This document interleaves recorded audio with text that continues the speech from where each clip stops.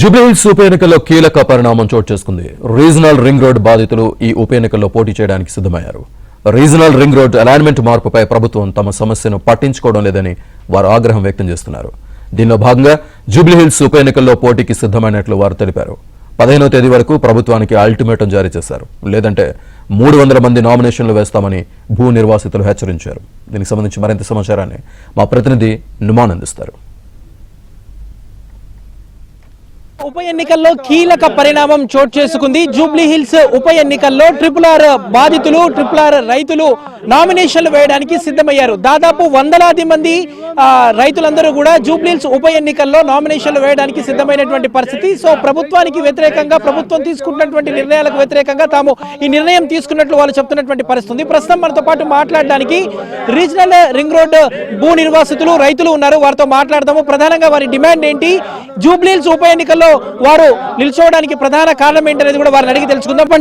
జూబ్లీహిల్స్ ఉప ఎన్నికల్లో ఎంతమంది ఈసారి నామినేషన్లు వేయడానికి సిద్ధమవుతున్నారు? ప్రధానంగా ఈ ఎన్నికల్లో నిల్చోవాలనే ఆలోచన మీకు ఎందుకు కలిగింది? మేము రాష్ట్ర ప్రభుత్వానికి కూడా ఇప్పుడు 2 సంవత్సరాలు చేస్తున్నాం. గత ప్రభుత్వానికి కూడా డిమాండ్ చేస్తూ ఉన్నాం.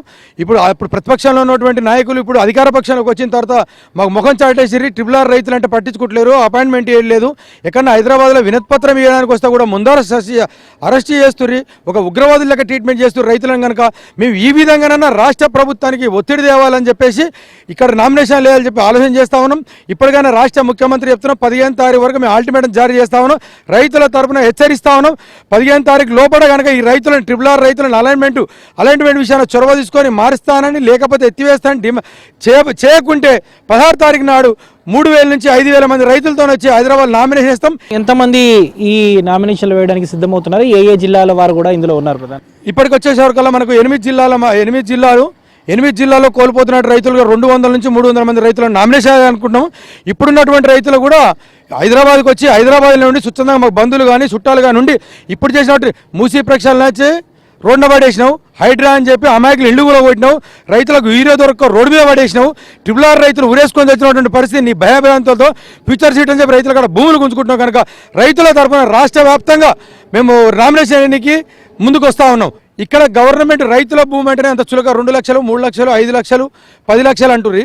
అదే ప్రభుత్వ భూమిని 104 కోట్లకు టెండర్ పెట్టుకొని 177 కోట్లు అమ్ముకున్నటువంటి దుస్థితి.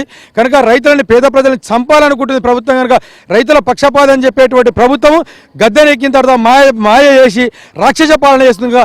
ఈ రాక్షస పాలనకి దించేంత వరకు కూడా రైతులను పోరాటం చేస్తాం. మా వెనక ఏ పార్టీలు లేవు. ఈ రైతుల సమస్యలు తెలవనికి, ఈ రైతులు ఎందుకు వచ్చి ఇక్కడ ప్రచారం చేస్తున్నారు అంటే రైతుల సమస్యలు దేనికి, రైతులు రోడ్డెక్కిరు ఎందుకు?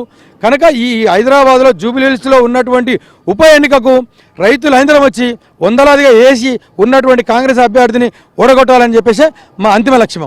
ఏదైతే జూబ్లీహిల్స్ ఉప ఎన్నికల్లో పోటీ చేయడానికి తమంతా సిద్ధమవుతున్నట్లు కూడా ఇప్పటికే ఇక్కడ ఉన్నటువంటి RRR భూ నిర్వాసితులు, RRR రైతులు అయితే తమ ఆవేదన వ్యక్తం చేస్తున్నారు. 1 కాదు 2 కాదు, దాదాపు 2 నుంచి 300 మంది రైతులందరం కూడా నామినేషన్లు వేయడానికి సిద్ధమయ్యామని కూడా ఇప్పటికే RRR భూ నిర్వాసితులు తమ ఆవేదన వ్యక్తం చేస్తున్నటువంటి పరిస్థితి మనకు కనిపిస్తుందని చెప్పొచ్చు. Video journalist శ్యామ్తో Numan, ABN Andhra Jyothi, Hyderabad.